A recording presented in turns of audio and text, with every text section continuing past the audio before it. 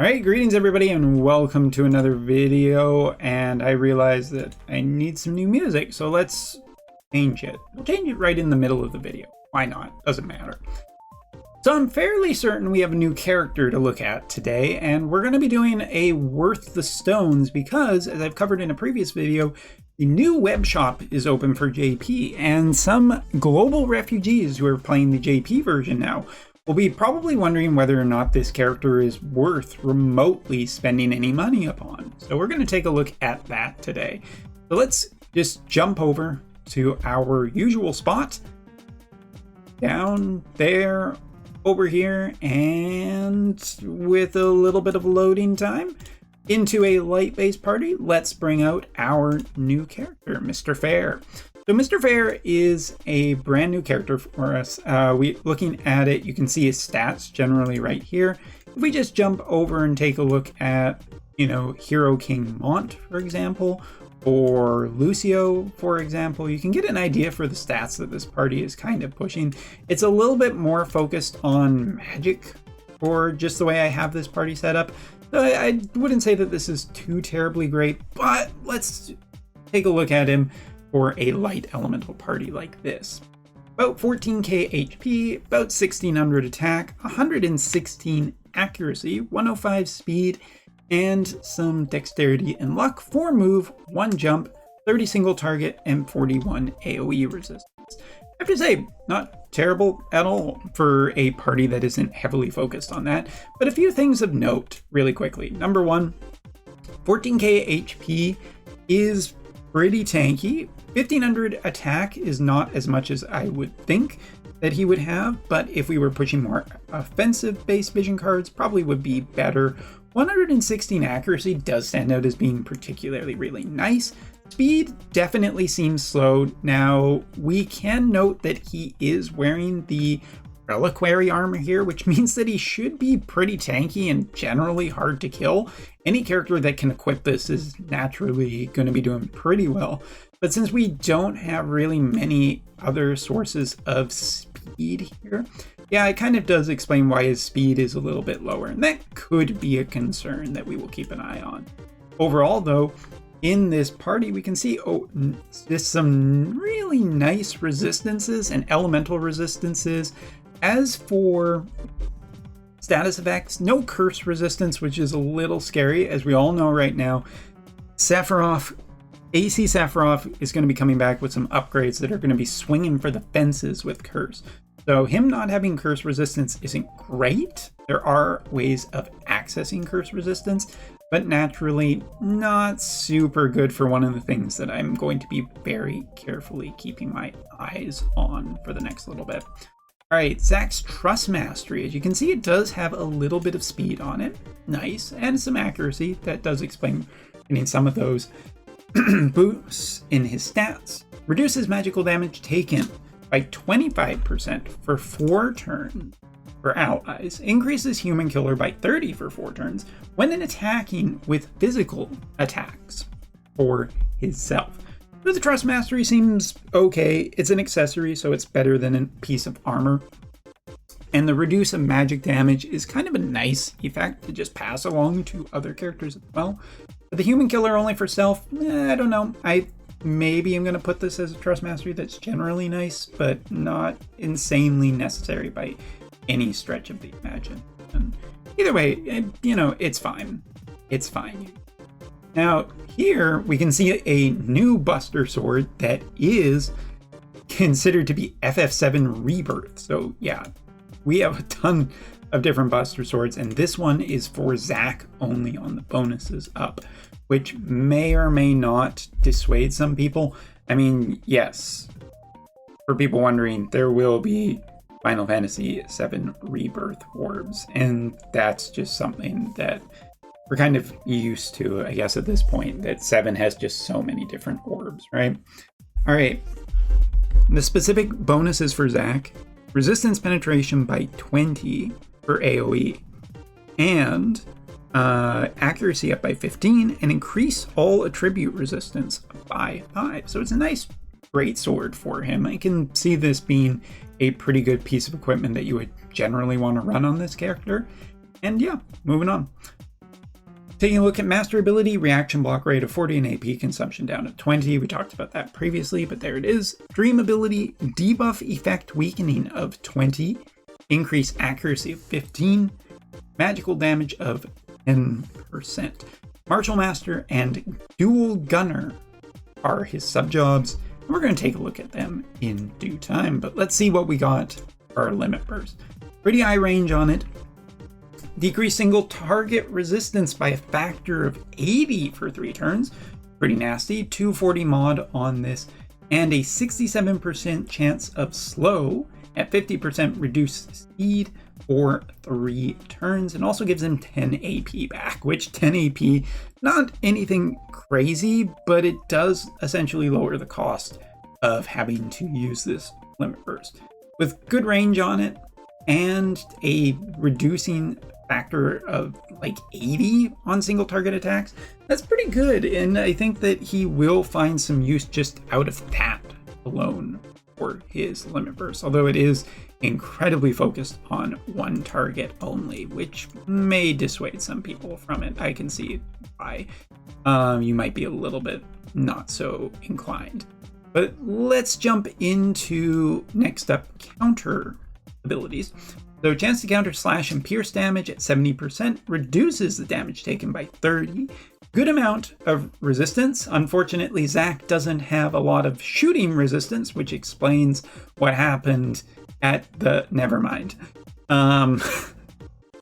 It's interesting. This feels like a pushback against pierce damagers, which are one of the top piercing or top type of damagers that are out there right now. So I think that this is really, really good for that, but it isn't going to help him too terribly much with our later ones, who are strike from Elena as well as shooting from Elena and Rufus. So it could be that this is a pushback against more in spears, but then kind of fails against the new gunner types that are coming in the very near future. So really worth keeping an eye on it.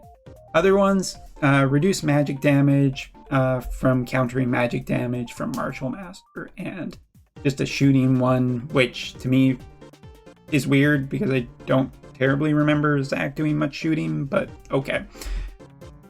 Support skills. Let's talk about this one. Increase slash attack resistance penetration by 40, AoE resistance penetration of 40, all elemental resistance by 12 for yourself. If you have one of the following effects, ignore Fatal Spirit or absorb HP.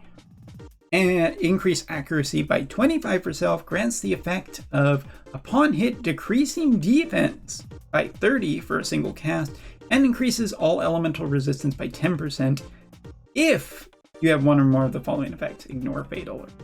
It's a little bit wordy on here, and I'm not entirely sure, but it's a lot in there. If Zack has a few bonus effects on there, then this ability will never, ever, ever be leaving. And given that he can absorb HP and ignore fatal damage through various ways in his kit, yeah, this is pretty crazy that he has so much extra boost. And you are seeing that a little bit here, but more on that later as we act. Now, the other support skill for his class is move +1 and attack of 24%. Generally pretty nice, and I think it's pretty good here. His other options include Martial Master, which gives defense penetration, accuracy, and that 24% attack boost. So you kind of have to ask yourself if the move is worth it or whether or not you want the accuracy. Either way, 100 and like what we're looking at from the current build of 125 accuracy with the new vision card as well as a source of accuracy, I think is really, really good for dealing with evasion, and I can't imagine that Zack will have problems with evasion type characters, especially with the different support skill that he can put in there as well. You can also have missile attack and range +1 from Dual Gunner and an agility and defense penetration boost, which is nice. So looking at it, and Martial Master giving him magic resistance and reducing magical damage taken. So besides his main one that we talked about first, the slash attack, AoE resistance, elemental resistance, all that shit, that one you're always using, it feels like. But there's heavy competition for what you want from the second one. Attack and move, attack, accuracy, and defense penetration, or speed. And all of these There's speed and defense penetration. I think so many good options, and it'll be interesting to see. That speed one is probably the one that I'm eyeing the most because it generally seems really good. And if you're not fighting against evasion characters, then you probably don't care much anyway. So yeah, I'm gonna go out on a limb and say that I really, really like that kind of speed build in combination with his first one, but more later. Now looking at his sub-jobs, what I would recommend. We have a decrease evasion rate by 50 for a target. That would be this one right here. Decrease critical evasion and 25% chance to paralyze. Kind of interesting. It really is just an anti-evasion ability and good for that case and that case only. Given that Zack seems also pretty tanky with that armor, yeah, I can't imagine that evasion wins ever against this character, pretty much, at least for now. And we have a Beast Killer and increase max damage by 4,000 for one cast with a 165 mod. Kind of an interesting finisher, but other than that, very niche uses in his sub-job. So Martial Master, different type of attack with strike attacks, but does have a restore HP for himself, does have an increase attack of 60% per 4 turns, and spirit by 30, single target resistance, and protect all on a single ability. So Martial Master has some interesting support skills for that and reducing magical damage, which probably is going to be good for Zack. And I could see those two supports really easily slotting in, providing that they are not competing against too much in his main kit. Dual Gunner just doesn't seem like it's really that interesting, and while no casting time, I don't think it's the one that I'm particularly that fond of yet. So out of all of these, taking a look at his Soldier First Class one for his sub, kind of interesting in specific spots, especially if you're dealing with a ton of evasion. Other than that, Martial Master seems really, really good for a couple of buffs that seem really nice. Moving into his main job, first one decreases chain resistance and deals damage and is a 2-hitter. Nice little bit of chaining there, I guess. Next one we have Barrier. Reduced damage taken by 50% for 4 times for self, grants the following effect of reducing physical damage taken for 4 turns, decreases AP consumption by 30% for 4 turns for self, and when a friendly unit is in range, has another ability self, which is increased reaction block rate. So this is an aura style effect that is a 4 panel in each area, in each direction for him. And that's pretty good because if you are blocking, if your allies are getting reaction block rate, it's a pretty nice little bonus for those characters. Cool. Barrier seems like a really nice skill that you're almost always going to want to cast. Next up, Medio. Decreased defense by 30 for 3 turns, 200% mod, 100% hit chance. Again, just really trying to kill those evasion characters, and I'm fine with it. Next one, his other support skill. Increase AoE resistance by 25% for 4 turns for allies. 25%, sorry. Grants the following effects of decreasing debuff effect weakening by 30 for 3 turns. This is a big deal since Zack is capable of dealing more damage when he applies more debuffs to his enemies. So debuff effect weakening is kind of nice. So yeah, good for just causing more debuffs. Grants the following effects also for allies of ignore if someone tries to dispel fatal damage. So basically that protecting that take a fatal hit status effect from him and his allies. Also gives him that 200% chance to ignore fatal damage for himself for 1 time. Absorbs 50% of the damage done for 4 turns for self. He looks like he'll be a good DPS, so I'm also pretty certain that this will be just generally good, keeping his HP high and again accessing that elemental resistance up. Also increases physical and magical distance-based resistance from 5 to 10 for 4 turns for himself and restores 20 AP, which is pretty crazy. That's a lot of stuff on a single ability. Out of it. I think overall here we're looking at some really powerful stuff and support skills. It does push Martial Master maybe a little bit more into slight relief about like wanting these effects first before you go into there. Maybe movement down is generally better. But anyway, there are some really good stuff here. Also, next ability. Removes the effect when target is within range to receive more damage more than twice. So the ability that basically if you take chain damage, you heal a little bit, this can be removed from that. Also reduces elemental chain resistance for 3 turns, deal 3 damage, and a power increase, or the more times the target has been debuffed, greatly reduces healing power as well. So really just a really strong ability. And our last ability here, a little bit shorter range, but it's okay. All right, decrease light resistance by 30%. Perfect for a light elemental party. Dispels auto revive for targets 200% mod. Absorb 50% of the damage done. And when an enemy target is killed, cast 2 other skills that restore CT for himself of 200 and increases AP, or restores AP for himself of up to 15. Yes, I guess I've ran out of time on that music track as well. So where is the Zack build? Honestly, Zack seems insanely good for 2 different types of parties.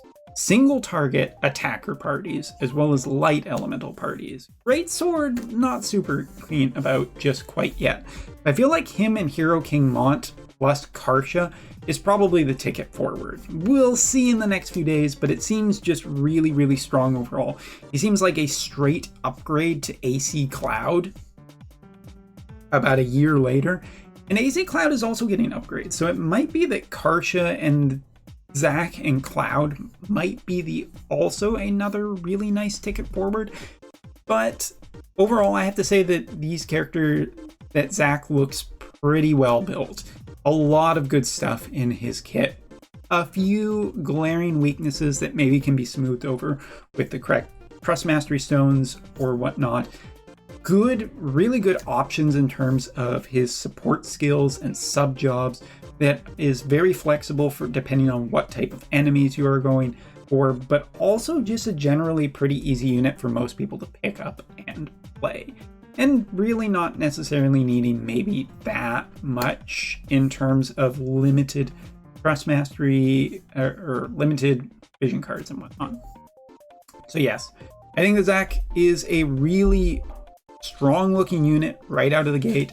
Whether or not he is absolutely worth the resources, maybe a little bit longer before I say spend the farm. Okay. But if you are a light elemental player, I can't see you being disappointed with this. So if you are a light elemental player, probably worth the stone pretty quickly.